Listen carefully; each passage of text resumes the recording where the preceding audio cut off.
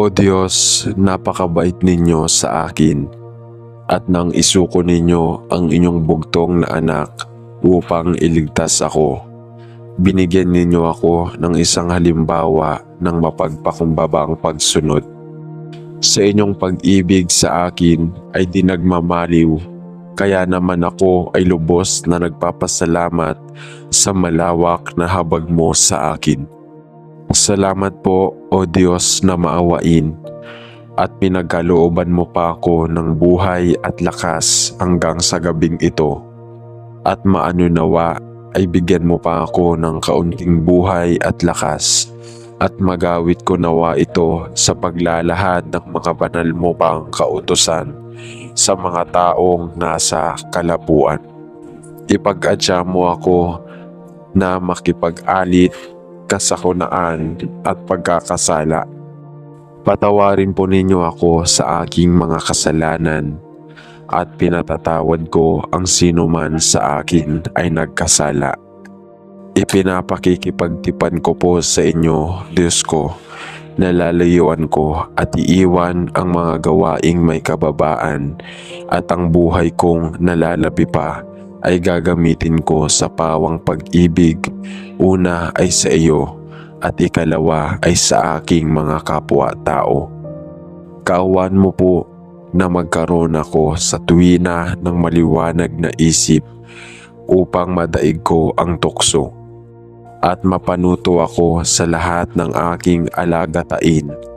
Kaawaan mo po ang mga espiritong hindi pa nagsisisi, nangaghihirap at nangangailangan ng aking tulong na pagkalooban ng pag-asa upang mapagsisihan, magsikap sa ikasusulong at magtamo na lalong kaginhawaan.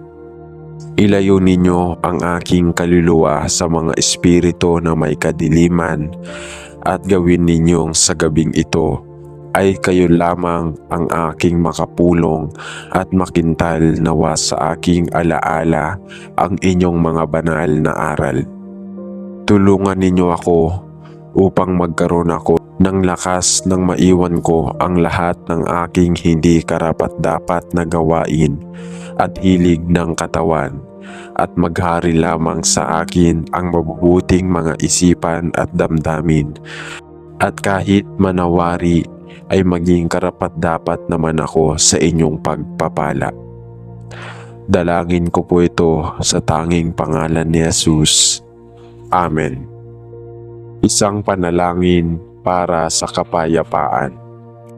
Kung nais mong magkaroon ng kapayapaan sa puso at isip, maglaan ng oras sa panalangin sa Diyos at humingi ng gabay at patnubay upang magkaroon ng kapayapaan.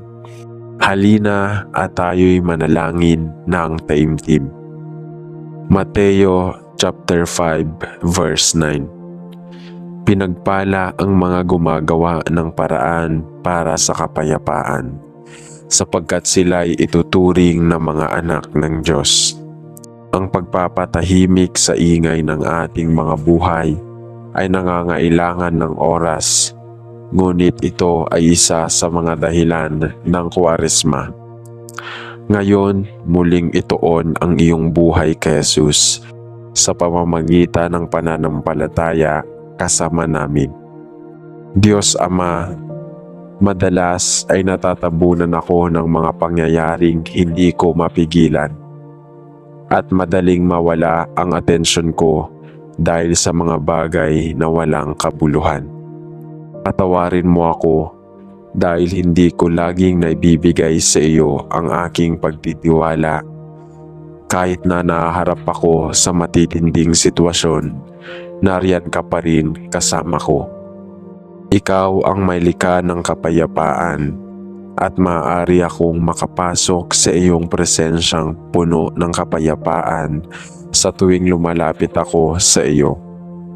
Kaya't sa halip na patahimikin ang iyong banal na espiritu, kapag nagbabalisa ako o pinanghihinaan ng loob, tulungan mo akong magkaroon ng lugar sa puso at isipan ko upang maranasan ang kapayapaang malaya mo ibinibigay.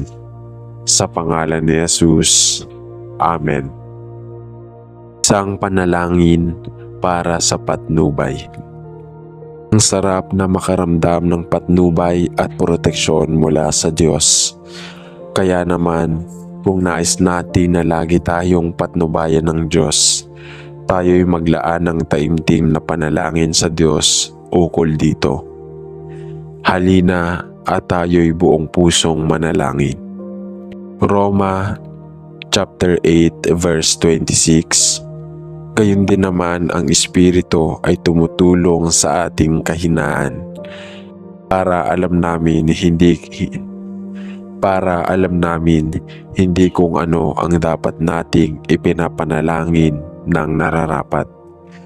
Ngunit ang Espiritu rin ang namamagitan dahil sa atin ng mga hibik na hindi maisasalaysay sa pananalita. Banal na Espiritu, alam ninyo ang saloobin ng aking puso. Uunawaan ninyo ang pinakamalalim na kagustuhan at pangangailangan ko. At alam ninyo ang aking bawat hangarin. Mas kilala ninyo ako kaysa sa aking sarili. Wala akong matatakbuhan upang makatakas sa iyong presensya at wala akong maitatago sa iyo. Kaya't sa sandaling ito, ako ay humihiling sa inyo na bigyan ako ng banal na karunungan at gabay. Hindi ko palaging alam kung ano ang dapat na ipagdasal. Nanlulupaypay ang aking kaluluwa at pagod na ako. Dalas akong mag-alala tungkol sa paggawa ng tamang desisyon. Ngunit nais kong mamuhay ng nagbibigay karangalan sa inyo. Kahit napakiramdam ko na hindi ako makaabante o hindi makita kung ano ang nasa hinaharap, nakikita ninyo ako at kilala ninyo ako. Kaya pakiusap ko na gabayan ninyo ako. Ipakita ninyo sa akin ang mga landas na patungo sa masagaanang buhay. At sawayin ako kapag natutokso akong lumayo sa inyo. Habang ginagabayan ninyo ako, panumbalikin ako, ilalagay ko ang aking pag-asa sa inyo sa lahat ng oras dahil alam ninyo ang lahat ng mga bagay at sa inyo ang aking buhay ay buo. Ikaw ang aking lakas sa mga oras ng pangangailangan. At ikaw ang aking naging kaligtasan. Kaya't yakapin ako, Panginoon, at turuan akong lumakad sa paraang karapat-dapat at sa pagkatawag na ibinigay ninyo sa akin. Tuwid ang aking mga hakbang habang binabantayan ninyo ang aking buhay dahil nais kong luwalhatiin kayo sa pangalan ni Jesus. Amen. Marcos chapter 11 verse 24. Kaya't sinasabi ko sa inyo, anuman ang hingin ninyo sa inyong panalangin, maniwala kayong natanggap na ninyo iyon at matatanggap na ninyo iyon. Marcos chapter 11 verse 25 to 26. Kapag kayo'y tumayo upang manalangin, patawarin muna ninyo ang nagkasala sa inyo, upang ang inyong mga kasalanan ay patawarin din ng inyong Ama na nasa langit. Ngunit kung hindi kayo magpapatawad, hindi rin naman kayo patatawarin ng iyong Ama na nasa langit. Isang panalangin para sa kagalakan. Hindi natin maiwasan na minsan ay maging malungkot sa buhay. Pero may paraan upang tayo'y makaramdam ng tiyak na kagalakan sa piling ng Diyos. Halina at tayo'y buong pusong manalangin. Unang Tesalonica chapter 5 verse 16 to 18. Mga galak kayong lagi, magsipanalangin kayong walang patit. Sa lahat ng mga bagay ay magpasalamat kayo, sapagkat ito ang kalooban ng Diyos kay Kristo Jesus tungkol sa inyo. O Diyos, salamat sa iyong pagbibigay sa akin ng karapatang makalapit sa iyong presensya. Dahil lagi kitang kasama, maaari kong maranasan ang totoong kagalakan sa lahat ng oras. Bagaman ang kagalakang ibinibigay mo ay hindi nakabatay sa aking mga kalagayan, hindi ako laging nabubuhay ng may kagalakan. Kadalasan, sa halip na magtiwala sa iyo, hinahayaan kong madiktahan ng aking mga problema ang aking mga reaksyon. Patawarin mo ako, punuin mo ako ng iyong kagalakan at kapayapaan upang sa pamamagitan ng kapangyarihan ng iyong banal na espiritu, ako ay maging sagana sa pag-asa sa lahat ng oras. Tulungan mo akong mabuhay ng may kagalakang walang makakatalo. Sa pangalan ni Jesus. Amen. John chapter 15 verse 7.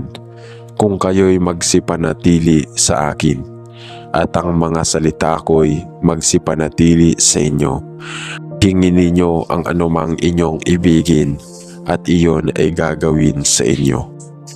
Marcos chapter 11 verse 24. Kaya't sinasabi ko sa inyo, anuman ang hingin ninyo sa inyong panalangin, maniwala kayong natanggap na ninyo iyon at matatanggap nga ninyo iyon.